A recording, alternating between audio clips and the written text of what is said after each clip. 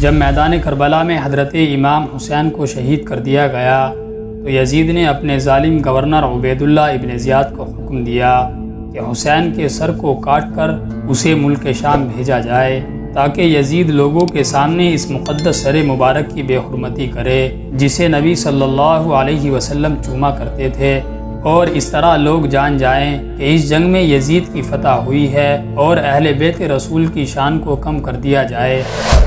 لہٰذا شمر نے حضرت امام حسین اور بہترین شہداء کرام کے سروں کو کاٹ کر نیزوں پر بلند کیا اور تمام سروں کو کوفہ کی مسجد میں ابن زیاد کے سامنے پیش کیا گیا۔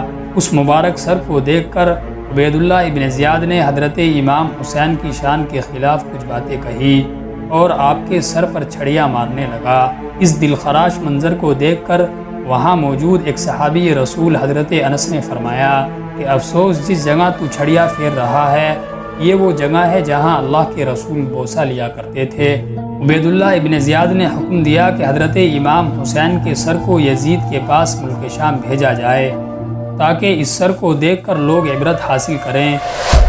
لہٰذا روایتوں میں آتا ہے کہ جب شامی لشکر حضرت امام حسین کے سر مبارک کو کوفہ سے شام لے جا رہے تھے تو سپاہیوں نے اس سر کو ایک صندوق میں رکھ دیا۔ سفر بہت لمبا تھا۔ جب بھی قافلے والے کسی مقام پر پڑاؤ ڈالتے تو امام حسین کے سر کو صندوق سے نکالتے اور ایک نیزے پر رکھ کر اس کی حفاظت کرتے، اور جب روانگی کا موقع ہوتا تو سر کو صندوق میں رکھتے اور روانہ ہو جاتے۔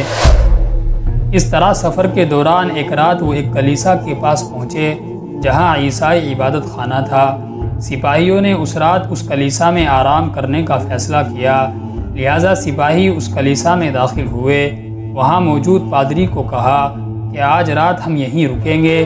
سپاہیوں نے اس صندوق کو ایک کمرے میں رکھ دیا۔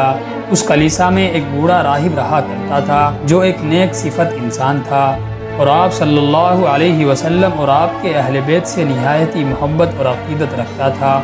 جب عبادت خانے میں رہنے والے عیسائی راہب نے رات میں دیکھا کہ عبادت خانے سے آسمان کی طرف عظیم الشان نور بلند ہو رہا ہے تو راہب ان سپاہیوں کے پاس آیا اور کہا کہ تم کون ہو اور یہ سر مبارک کس کا ہے؟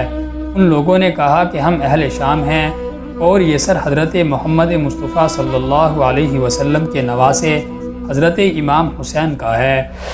اس راہب نے کہا تم کیسی بدبخت قوم ہو، خدا کی قسم اگر حضرت عیسیٰ علیہ السلام کی نسل مبارک کا کوئی فرد اب موجود رہتا تو ہم اس کی ایسی تعظیم کرتے کہ اس کو اپنی آنکھوں پر رکھتے، جبکہ تم نے اپنے نبی کے نواسے کے ساتھ یہ کیسا حشر کیا ہے؟ پھر کہنے لگا اے لوگو، مجھے 10,000 دینار میرے آباء و اجداد سے وراثت میں ملے ہیں، اگر میں 10,000 دینار تمہیں دے دوں تو کیا یہ سر مبارک آج رات مجھے رکھنے کے لیے دو گے؟ یزیدیوں نے کہا کیوں نہیں؟ بس عیسائی راہب نے 10,000 دینار کی تھیلی ان کے اوپر انڈیل دی۔ ان لوگوں نے دینار گن کر تھیلی میں رکھ لیے اور اس تھیلی پر مہر لگا کر اس کو صندوق میں محفوظ کر لیا اور سر مبارک کو عیسائی راہب کی طرف بڑھا دیا۔ عیسائی راہب نے نہایتی تعظیم کے ساتھ سر مبارک کو لے کر اس کو غسل دیا اور اپنی گود میں رکھ کر رات بھر روتا رہا۔ جب صبح کا وقت قریب آیا تو کہنے لگا اے سر انور، میں اپنے آپ ہی پر قابو رکھتا ہوں اور میں گواہی دیتا ہوں کہ اللہ کے سوا کوئی معبود نہیں اور آپ کے نانا محمد رسول اللہ صلی اللہ علیہ وسلم اللہ کے سچے رسول ہیں۔ یہ کہہ کر وہ مسلمان ہو گیا اور حضرت امام حسین کی غلامی میں شامل ہو گیا اور اس سر مبارک کو ان سپاہیوں کے حوالے کر دیا۔ ان لوگوں نے سر انور دوبارہ صندوق میں رکھا اور روانہ ہو گئے۔ روایتوں میں آتا ہے کہ یزید کے دربار سے شامی لشکر حضرت امام حسین کے سر مبارک کو دوبارہ کربلا لے گئے اور بدن مبارک کے ساتھ ملحق کر کے وہیں پر دفن کر دیا، جبکہ بعض مورخین نے لکھا ہے کہ سر مبارک کی بے حرمتی کرنے کے بعد یزید نے اس سر کو اپنے خزانے میں جمع کروا دیا تھا۔ جب عباسیوں کی حکومت آئی اور خلیفہ منصور نے ملک شام کو فتح کیا تو شہر میں داخل ہونے کے بعد وہ سب سے پہلے یزید کے محل میں داخل ہوا اور خزانے والے کمرے میں گیا۔ وہاں اسے ایک ٹوکری ملی، لہٰذا سپاہیوں کو حکم دیا گیا کہ اس ٹوکری کو کھولا جائے۔